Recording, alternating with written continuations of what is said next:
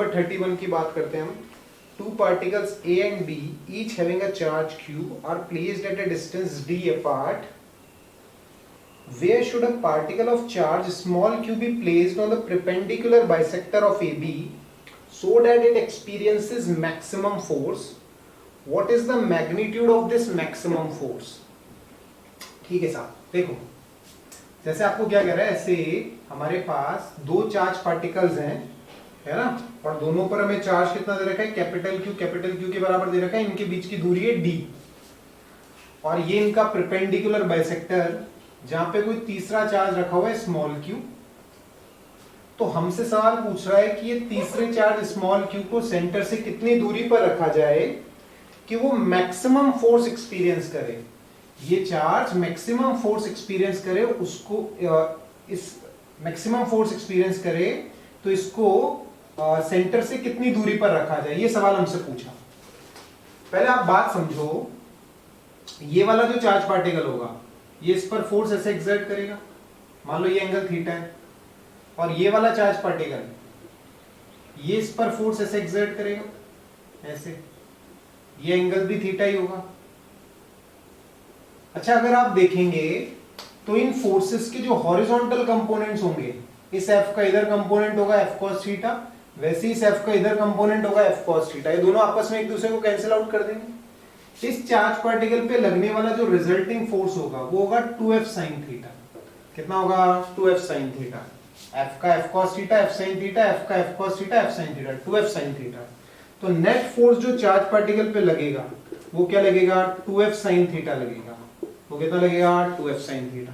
अब बताओ इसके बीच में और इसके बीच की दूरी, ये देखो ये d/2 होगा, तो ये वाली दूरी होगी आपके पास √d² प्लस x², ऐसे होगी √d² प्लस x²। तो Fnet क्या लिखा जाएगा? देखो थोड़ा कैलकुलेटिव सवाल है, ध्यान से देखिएगा तो आपको क्लैरिटी आएगी, एकदम समझ में आएगा बढ़िया से आपको, है ना। देखो 2F की वैल्यू क्या लिखूं बोलो? K capital Q small q upon d² plus x²। Sine theta क्या लिखूंगा बोलो? साइन थीटा होगा x upon √d² plus x²। तो इसकी पावर 3/2 हो जाएगी। क्या क्लैरिटी होनी चाहिए सबको, है ना। साइन थीटा मैंने लिखा, ऐसे लिखा, देखो sine theta x upon √d² plus x², ये साइन थीटा की वैल्यू है, ये मैंने यहां पुटअप कर दी, है ना, ये मैंने साइन थीटा की वैल्यू पुटअप कर दी। अच्छा, अब आपको क्या मैक्सिमम चाहिए? ये फोर्स आपको मैक्सिमम चाहिए। आपको क्या मैक्सिमम चाहिए? ये फोर्स आपको मैक्सिमम चाहिए। x की किस वैल्यू के लिए मैक्सिमम होगा, ये सवाल हमसे पूछा। अब देखो, अब कुछ भी नहीं, डिफरेंशिएट करना, अब मैथमेटिकल पार्ट है। अब बेसिक मैथ जो है वो आपको आनी चाहिए, आपको मैक्सिमम मिनिमा का कॉन्सेप्ट क्लियर होना चाहिए, है ना। चलिए, अगर मैक्सिमम मिनिमा नहीं आता तो आप मेरे वीडियोस देख सकते हैं, बेसिक मैथ पे मैंने बना रखे हैं, उसमें मैक्सिमम मिनिमा का कॉन्सेप्ट भी मैंने एक्सप्लेन कर रखा है ना। तो आपको प्लेलिस्ट मिल जाएगी पूरी बेसिक मैथ्स के नाम से, बेसिक मैथमेटिक्स के नाम से, उसमें आप देख सकते हैं मैक्सिमम मिनिमा की किस तरह से एप्लीकेशन होती है फिजिक्स के अंदर। चलिए आगे हम बात करते हैं। तो हमें क्या करना पड़ेगा? dFnet अपॉन dx को 0 के बराबर पुटअप करना पड़ेगा, है ना, डिफरेंशिएट करके। तो देखो जो जो कांस्टेंट टर्म्स है उनको मैं बाहर ले लेता हूं, 2k capital Q small q, इन सबको बाहर ले लिया। अंदर क्या रह जाएगा? अंदर बेसिकली देखो x upon d² plus x² की पावर 3/2, इसका डिफरेंशिएशन करना है। तो क्या करते हैं? देखो d², अब थोड़ा कैलकुलेटिव पार्ट है, ध्यान से देखिएगा, x² की पावर 3/2, ये वैसे ही रहेगा। x का डिफरेंशिएशन 1, बीच में लगाएंगे माइनस, x ऐसा ही रहेगा। इसका डिफरेंशिएशन चेन रूल का यूज करना पड़ेगा आपको, 3/2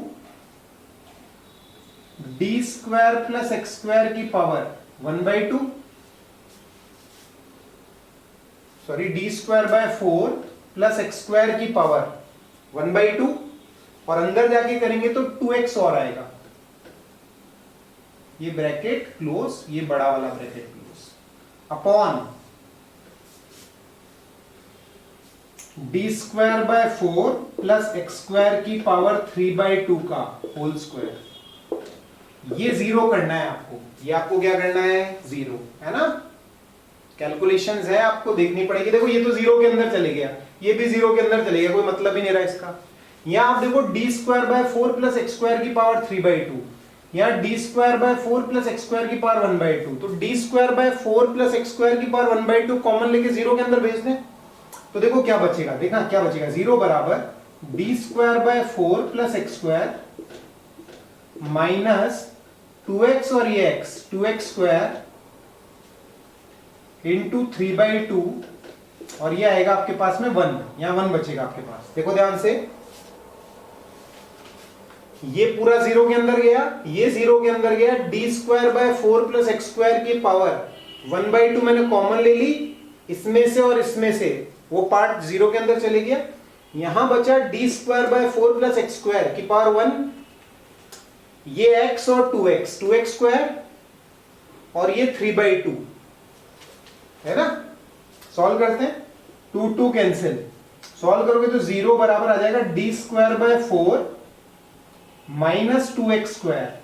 तो अगर आप देखोगे तो 2x स्क्वायर बराबर D square by 4, x square की वैल्यू आएगी डी स्क्वायर बाय 8, x की वैल्यू आ जाएगी d/2√2, ये x की वैल्यू आ जाएगी d/2√2। x की इस वैल्यू पर अगर हम चार्ज को रखेंगे तो उस पर लगने वाला फोर्स क्या होगा, मैक्सिमम होगा, है ना। आंसर चेक कर लेते हैं, क्वेश्चन नंबर 31 का बिल्कुल सही है, d/2√2 is the correct option, है ना। अच्छा, आपसे मैक्सिमम फोर्स का मैग्नीट्यूड भी पूछ लिया, तो क्या करोगे, ये x की वैल्यू आप इस एक्सप्रेशन के अंदर पुटअप कर दोगे। x की वैल्यू क्या पुटअप कर दोगे आप, d/2√2, यहां x स्क्वायर की जगह d स्क्वायर बाय 8 पुटअप कर दोगे आप। उस एक्सप्रेशन को सॉल्व करके आपको किसकी वैल्यू मिल जाएगी, f नेट की वैल्यू भी मिल जाएगी। तो ये आपके लिए एक एक्सरसाइज है जो आपको घर पे करनी है ना, सिर्फ वैल्यू पुटअप करनी है। देखो फिजिक्स यहीं तक ही थी केवल, इसके बाद तो मैथ्स लगाई है मैंने, है ना। तो कॉन्सेप्ट आपको क्लियर होना चाहिए, प्लस बेसिक कैलकुलेशन आपकी अच्छी होनी चाहिए, तो आपका सवाल कैसे गलत हो जाएगा। तो लगने वाला फोर्स देखिए हम किस तरह से लिख सकते हैं, -16K capital Q small q x/d³। अच्छा, इसने बोला है किन कंडीशंस में ये एसएचएम करेगा। पहली बात आप ये समझो, एसएचएम कब कर पाएगा ये, अगर मान लो ये Q का नेचर जो है वो पॉजिटिव है, अगर Q आपका पॉजिटिव चार्ज है, तो अगर आप ऐसे स्लाइटली डिस्प्लेस कर दोगे इसको, तो इस पर जो नेट फोर्स लग रहा है 2F sin थीटा, वो ऊपर की तरफ लग रहा है, तो ये अपनी इक्विलिब्रियम पोजीशन से दूर भाग जाएगा। अगर बात समझो अच्छे से, अगर ये स्मॉल q का नेचर, अगर ये नेगेटिव चार्ज है, अगर ये कैसा चार्ज है, नेगेटिव चार्ज, तो उस केस में इस प्लस q का फोर्स इस पर ऐसे लगेगा और इस प्लस q का फोर्स इस पर ऐसे लगेगा। इन दोनों के हॉरिजॉन्टल कंपोनेंट्स कैंसिल आउट हो जाएंगे, वर्टिकल कंपोनेंट के कारण नेट फोर्स इस डायरेक्शन में लगेगा। तो पहली बात तो आपको ये समझ में आनी चाहिए कि ये वाला स्मॉल q चार्ज एसएचएम कब कर पाएगा, जब हम इस एसएचएम कब कर पाएगा, जब इस चार्ज q जो होगा वो आपका नेगेटिव चार्ज होगा। आप इसको perpendicular to line joining A B displace करोगे, और अगर इसे एसएचएम करना है तो ये q आपका कैसा चार्ज होना चाहिए, नेगेटिव चार्ज होना चाहिए। पहली कंडीशन ये, इसने इसी कंडीशन की बात की कि किन कंडीशन में हमारा पार्टिकल एसएचएम करेगा। तो पहली बात तो ये कि Q का नेचर कैसा होना चाहिए, नेगेटिव। तो इसको आप स्लाइटली ऊपर की तरफ डिस्प्लेस करोगे तो इस पर नेट फोर्स किधर लगेगा, नीचे की तरफ, इसलिए हमने एक माइनस साइन लगा दिया। अब आपको टाइम पीरियड पता करना है, तो देखिए एसएचएम में क्या होता है, एसएचएम में F जो होता है वो -kx के बराबर होता है। तो ये वाली जो चीज है, ये वाली जो चीज है, ये पूरी, ये हमारा k, एसएचएम कांस्टेंट हो गया। तो टाइम पीरियड जो होता है एसएचएम में पार्टिकल का, वो होता है 2π√m/k, m/k। तो k की वैल्यू आप क्या पुटअप कर देंगे, इस k की वैल्यू क्या है, 16K capital Q small q upon d³। ये आपका टाइम पीरियड ऑफ एसएचएम आ जाएगा, है ना। इस तरह से आप टाइम पीरियड ऑफ एसएचएम पता कर सकते हैं। तो एकदम क्लैरिटी होनी चाहिए कि पहला पार्ट हमसे पूछा था x डिस्प्लेस करेंगे तो कितना फोर्स लगेगा, दूसरा पार्ट देखो हमसे पूछा कि एफ प्रोपोर्शनल, मतलब अगर डी की वैल्यू स्मॉल, डी की वैल्यू के कंपैरिजन में एक्स स्मॉल है तो प्रूव करो एफ प्रोपोर्शनल एक्स होगा, वो भी प्रूव किया हमने। फिर तीसरा उसने पूछा टाइम पीरियड पता करो, तो स्टेप बाय स्टेप आपसे सवाल पूछा गया है। इसलिए एससी वर्मा जो है बड़ी शानदार बुक है, स्टेप बाय स्टेप आपसे चीजें सॉल्व करवाई गई और फाइनल रिजल्ट निकलाया गया। उससे फाइनल रिजल्ट ये निकलाना था आपसे, लेकिन उससे पहले ये दो चीजें सिखानी थी आपको, है ना। तो क्लैरिटी होनी चाहिए आपको सवालों में अच्छी सी। अब देखो नेक्स्ट क्वेश्चन देखते हैं, बिल्कुल ऐसा सही है। नेक्स्ट क्वेश्चन में इसने हमसे बोला है कि पार्टिकल को हमने किधर डिस्प्लेस किया, अगर सेम कंडीशन है। देखो क्वेश्चन नंबर 33 आप देखिए, क्वेश्चन नंबर 33 आपको कह रहा है अगर हम पार्टिकल्स को perpendicular to line joining charges की जगह along the line joining charges displace करें, किधर डिस्प्लेस करें, along the line joining charges displace करें विद सेम कंडीशन फुलफिल, तो टाइम पीरियड ऑफ एसएचएम क्या होगा। देखो सोचो पार्टिकल को आप इधर डिस्प्लेस करो एक्स से। अब पहली चीज तो ये वाला पार्टिकल एसएचएम कब कर पाएगा, जब ये पॉजिटिव चार्ज होगा। जब ये कैसा चार्ज होगा, पॉजिटिव चार्ज। देखो ये इस पर रिपल्शन फोर्स इधर लगाएगा, ये इस पर रिपल्शन फोर्स इधर लगाएगा, लेकिन इसका इस पर रिपल्शन फोर्स ज्यादा होगा क्योंकि ये वाला चार्ज इसके ज्यादा पास है ना। अब देखो ये वाली दूरी कितनी होगी, बोलो d/2, ये वाली दूरी क्या है x। तो इस चार्ज पे पार्टिकल पे लगने वाला नेट फोर्स क्या लिखा जाएगा, देखो इसने इस पर जो रिपल्शन फोर्स लगाया वो F1 है और इसने इस पर जो रिपल्शन फोर्स लगाया वो F2। ये वाली दूरी d/2 - x हो जाएगी, यहां से लेके यहां तक d/2 ये x, तो ये d/2 - x। तो Fnet की वैल्यू क्या होगी बच्चों, Fnet की वैल्यू होगी F2 - F1, F2 - F1। पहली कंडीशन आपको ये समझ में आनी चाहिए कि प्लस चार्ज जो ये तीसरा वाला होना चाहिए उसका नेचर पॉजिटिव होना चाहिए, तब ये एसएचएम कर पाएगा along the line joining charges. तो Fnet क्या लिखूं, बोलो Fnet, बोलो F2 की वैल्यू क्या लिखूं, डायरेक्ट लिखनी आनी चाहिए। K capital Q small q d/2 - x का whole square, K capital Q small q upon d/2 - x का होल स्क्वायर। और F1 की value K capital Q small q upon d/2 + x का होल स्क्वायर। तो Fnet क्या आएगा, Fnet आएगा K capital Q small q। Solve कीजिए आप इसको, देखिए डायरेक्टली कर दूं क्या, डायरेक्टली करोगे तो देखो ये आएगा 4 × d/2 × x। सॉल्व करना आना चाहिए बच्चों आपको अच्छे से ये, और नीचे आएगा आपके पास d²/4 - x² का होल स्क्वायर। समझो बात को अच्छे से, K capital Q small q मैंने बाहर ले लिया, इसको इधर लाए, इसको इधर लाए, तो सॉल्व करोगे आप उसको तो क्या मिलेगा आपको, 4 × d/2 × x मिलेगा। अच्छा x जो है वो हमारा d के कंपैरिजन में बहुत कम है, तो इसको क्या कर दिया जाएगा, नेग्लेक्ट, इसको कर दिया जाएगा नेग्लेक्ट, है ना। तो Fnet क्या आएगा बच्चों बताओ आपका, Fnet आएगा आपके पास में, देखिए सॉल्व कीजिए, K capital Q small q और ऊपर क्या बच जाएगा आपके पास 4 × d/2 × x अपॉन, नीचे देखो ये तो हट गया, d²/4 d⁴/16, d⁴/16 है ना।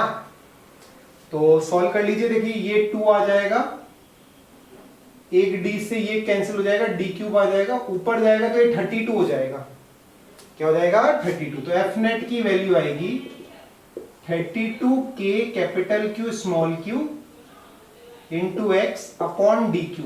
माइनस लगा देता हूं क्योंकि मैंने डिस्प्लेस राइट की तरफ किया, नेट फोर्स लेफ्ट की तरफ लग रहा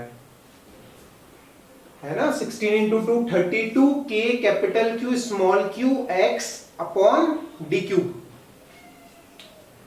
आप चाहें तो इसको ऐसे भी लिख सकते हैं, Fnet 1/4πε लिख दीजिए इसको, तो ये आ जाएगा आपके पास में 8 capital Q small q x upon πε0 dq। उम्मीद करता हूं आपको समझ में आ रहा होगा अच्छे से। मैंने k की वैल्यू क्या पुटअप कर दी, 1/4πε0 पुटअप कर दी। 4 से 32 8 टाइम्स कैंसिल हो गया, तो 8 capital Q small q x upon pi epsilon naught dq। अब अगर आप देखेंगे तो SHM के लिए f की वैल्यू क्या होती है, माइनस kx होती है। तो ये वाली जो चीज है हमारी, ये k के कॉरेस्पॉन्डिंग आ गई जो हमारा SHM कांस्टेंट है। तो टाइम पीरियड क्या हो जाएगा, simple 2 pi root m by k। k की वैल्यू क्या होगी, k की वैल्यू हो गई हमारी 8 capital Q small q pi epsilon naught dq। ये मेरा फाइनल आंसर है। Time period of SHM if particle is displaced along the line joining charges।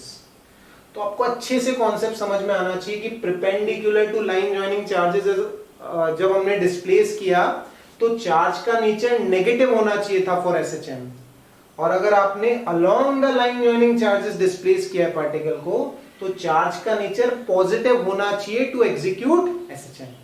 ठीक है, बिल्कुल बेसिक बेसिक सी बात है और बढ़िया बढ़िया सवाल है ना, कोई मुश्किल नहीं आएगी अगर आपको कॉन्सेप्चुअल क्लैरिटी है तो।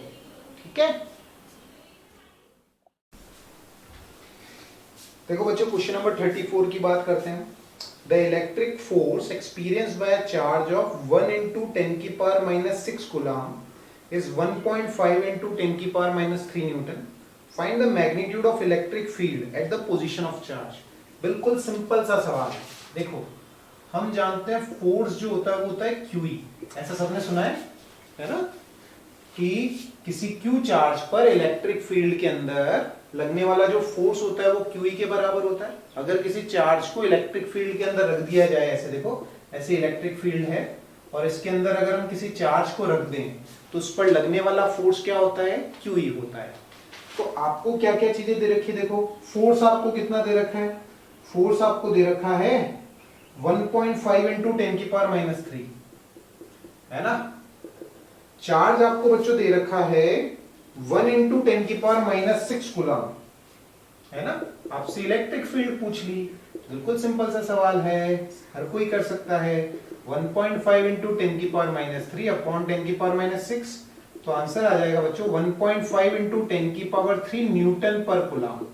ये आंसर हो जाएगा हमारा, है ना। क्वेश्चन नंबर 34 1.5 into 10 की पावर 3, बिल्कुल सही है ना। अच्छा क्वेश्चन नंबर 35 पे आते हैं, जो हमें कह रहा है two particles A and B having charges of 2 into 10 की power minus 6 coulomb and minus 4 into 10 की power minus 6 coulomb respectively are held fixed at a separation of 20 centimetre. Locate the points on the line AB where A part हमें कह रहा है electric field is 0, B part हमें कह रहा है electric potential is 0। देखो ध्यान से समझो, 35 की बात करते हैं। दो पार्टिकल्स है देखो हमारे पास A और B। A पार्टिकल पे जो चार्ज है वो हमें दे रखा है 2 into 10 की पावर माइनस 6 कूलम, 2 into 10 की power minus 6 coulomb. B particle पे चार्ज हमें दे रखा है बच्चों माइनस 4 into 10 की power minus 6 coulomb, minus 4 into 10 की पावर माइनस 6 कूलम। इनके बीच की दूरी बच्चों आपको दे रखी है 20 सेंटीमीटर, है ना। और आपसे बोल रहा है वो पॉइंट पता करो जहां पर नेट इलेक्ट्रिक फील्ड इंटेंसिटी कितनी होगी, 0 होगी। समझो बात को अच्छे से। अच्छा हमें यह पता होना चाहिए कि पॉजिटिवली चार्ज पार्टिकल के कारण किसी पॉइंट पर इलेक्ट्रिक फील्ड इंटेंसिटी इस तरह रेडियली आउटवर्ड्स होती है, और नेगेटिव चार्ज के कारण किसी पॉइंट पर इलेक्ट्रिक फील्ड इंटेंसिटी इस तरह रेडियली इनवर्ड्स होती है ना। अच्छा पहले हम ये पता करते हैं कि ऐसे पॉइंट्स कितने हो सकते हैं जहां पर नेट इलेक्ट्रिक फील्ड इंटेंसिटी 0 हो, जहां पर नेट इलेक्ट्रिक फील्ड इंटेंसिटी कितनी हो, 0 हो, है ना। देखो ध्यान से देखो अच्छे से। मान लो हम बीच में किसी पॉइंट पर बात करें, बीच में हम किसी पॉइंट पर बात करें कि क्या ऐसा कोई पॉइंट A और B को ज्वाइन करने वाली लाइन के बीच में कहीं पर है क्या जहां पर नेट इलेक्ट्रिक फील्ड इंटेंसिटी 0 है। देखो एक बात समझो, इस पॉइंट पर जैसे हम बात करेंगे तो इस पॉजिटिव चार्ज के कारण यहां पर इलेक्ट्रिक फील्ड ऐसे होगी, नेगेटिव चार्ज के कारण यहां पर इलेक्ट्रिक फील्ड इंटेंसिटी ऐसे होगी।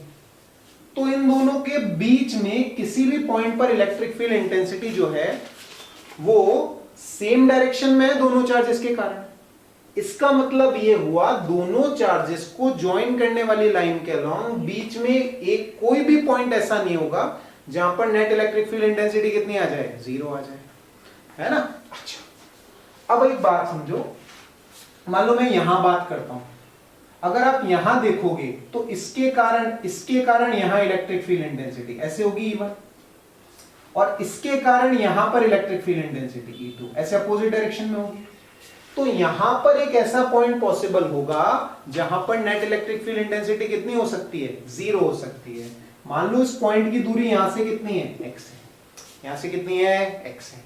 अच्छा, एक सिंगल चार्ज के कारण जो इलेक्ट्रिक फील्ड इंटेंसिटी होती है r दूरी पर, उसका एक्सप्रेशन होता है kq/r²। कितना होता है, kq/r²।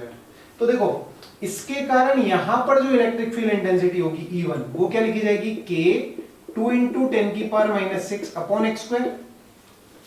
ये E1 की वैल्यू होगी। इसके कारण यहां पर इलेक्ट्रिक फील्ड इंटेंसिटी क्या लिखी जाएगी, E2, अपोजिट डायरेक्शन में क्या लिखी जाएगी, k 4 × 10⁻⁶ अपॉन दूरी हो जाएगी 20 + x का होल स्क्वायर। x मैंने सेंटीमीटर में ले लिया है क्योंकि दोनों को इक्वेट ही करना है मेरे को। अब यहां नेट 0 है तो हम क्या कह सकते हैं कि यहां पर E1 और E2 दोनों की वैल्यू बराबर होगी, जब भी तो दोनों एक दूसरे को कैंसिल आउट कर पाएंगे। तो क्या होगा, देखो k 2 × 10⁻⁶ अपॉन x² बराबर k × 4 × 10⁻⁶ अपॉन 20 + x का होल स्क्वायर। सही है, दोनों को हमने बराबर कर दिया। सॉल्व कीजिए, k से k कैंसिल, 10⁻⁶ कैंसिल, 2 से ये 2 बार कैंसिल। तो आप इसको सॉल्व करेंगे तो देखिए क्या आएगा, 1/x = 2/20 + x, √2 अपॉन 20 + x। सही किया ना मैंने, हाँ, 1/x = √2/20 + x। तो अगर आप देखेंगे तो 20 + x बराबर √2x आएगा। तो 20 बराबर x √2 - 1, x की वैल्यू आएगी 20/√2 - 1 सेंटीमीटर। 20/√2 - 1 सेंटीमीटर, जिसको क्या लिखा जा सकता है, ये भी लिखा जा सकता है 20 × √2 + 1 से मल्टीप्लाई कर दो ऊपर नीचे, तो नीचे 1 हो जाएगा। तो x की वैल्यू ये भी लिखी जा सकती है। ये वो पोजीशन होगी जहां पर नेट इलेक्ट्रिक फील्ड इंटेंसिटी कितनी होगी, 0 होगी। तो बच्चों ये हो गया हमारा ए पार्ट का आंसर। तो देखो आंसर चेक कर लेते हैं हम। क्वेश्चन नंबर 35 का फर्स्ट पार्ट है ना, 35 का फर्स्ट पार्ट का जो आंसर आ रहा है हमारा, वो बच्चों आ रहा है 48.3 सेंटीमीटर। तो आप इसको चाहे तो कैलकुलेट कर लीजिए। देखो अगर आप देखोगे तो ये आएगा 20 और √2 + 1, √2 इज 1.4, 1.4 लगभग होता है 2.4। तो बच्चों अगर आप देखोगे तो ये आंसर लगभग नियरली कितना आ रहा है, 48 सेंटीमीटर ही आ रहा है। तो आपको पीछे भी आंसर यही दे रखा है ना। आंसर हमारा दूसरी फॉर्म में हो सकता है लेकिन आप उसको लेके आ सकते हो सेम फॉर्म के अंदर, ठीक है। ये हमारा पहला पार्ट हुआ। अच्छा, दूसरा पार्ट बच्चों हमें क्या कह रहा है, दूसरा पार्ट हमें ये कह रहा है कि locate the point on the line A B where electric potential is 0। कहां पर इलेक्ट्रिक पोटेंशियल 0 होगा। देखो एक डायग्राम मैं और बना देता हूं आपके लिए और क्लैरिटी आ जाएगी आपको बढ़िया। देखो ध्यान से समझो, ये आपके पास 2 × 10⁻⁶, दूसरा -4 × 10⁻⁶। अच्छा बच्चों, पोटेंशियल कैसी क्वांटिटी होती है, एक स्केलर क्वांटिटी होती है ना। उसको जोड़ने के लिए हमें ज्यादा दिक्कत नहीं होती, स्केलर क्वांटिटी है, सिंपल नॉर्मल एडिशन की तरह होता है। तो देखो अगर आप देखोगे बीच में किसी पॉइंट पर, यहां पर पॉइंट P, तो इसके कारण यहां पर पॉजिटिव पोटेंशियल होगा, ये वाली दूरी 20 - x हो जाएगी, और इसके कारण यहां नेगेटिव पोटेंशियल होगा। तो ऐसा पॉइंट जहां पर नेट पोटेंशियल 0 हो सकता है वो इनके बीच में ही कहीं लाई करेगा, है ना। क्लैरिटी है आपको, देखो ध्यान से। अब इसके कारण यहां कितना पोटेंशियल, देखो क्या लिखूंगा, बोलो, KQ/x,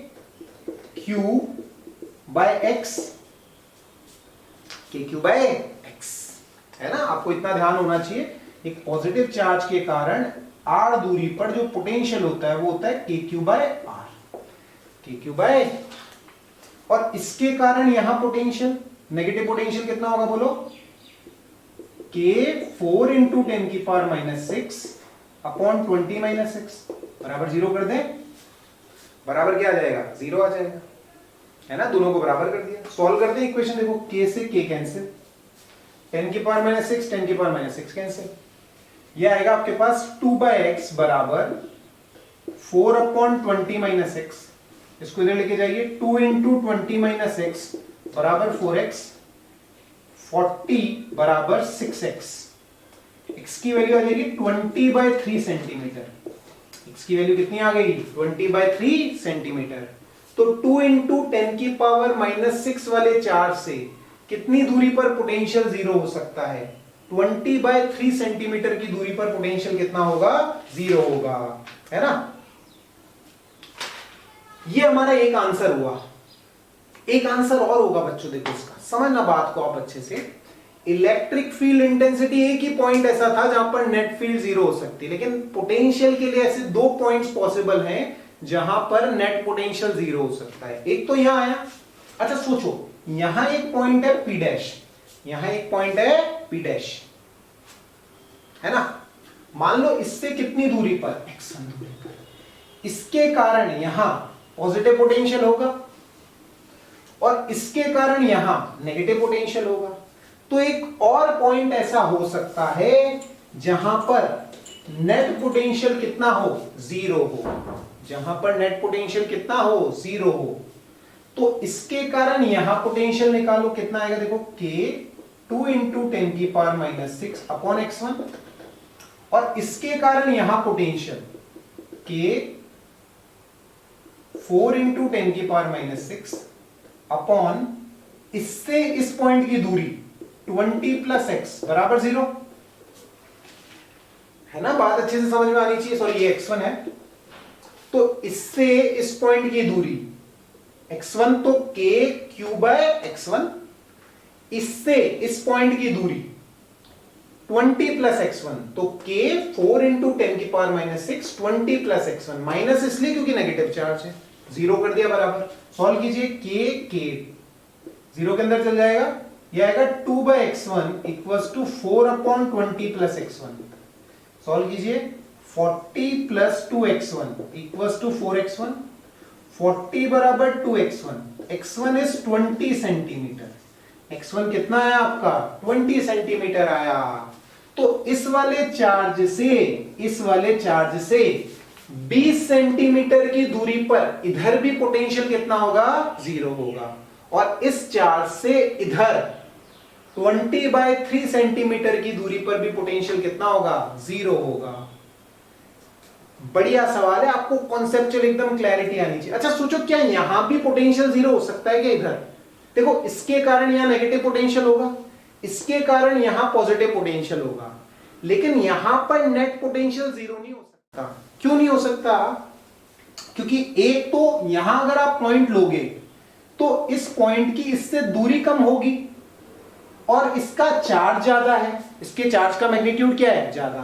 तो ऑलवेज यहां पर नेगेटिव पोटेंशियल जो है वो डोमिनेट करेगा, क्योंकि इसका एक तो चार्ज कम हो गया और इसकी दूरी इस पॉइंट से ज्यादा हो गई, तो इसके कारण यहां पॉजिटिव पोटेंशियल होगा, लेकिन डोमिनेट कौन करेगा इस पॉइंट के ऊपर, नेगेटिव पोटेंशियल डोमिनेट करेगा।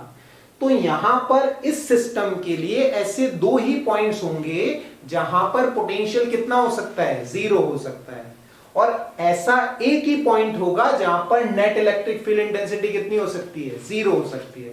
तो एकदम कॉन्सेप्चुअल क्लैरिटी बच्चों आपको आनी चाहिए इस सवालों में।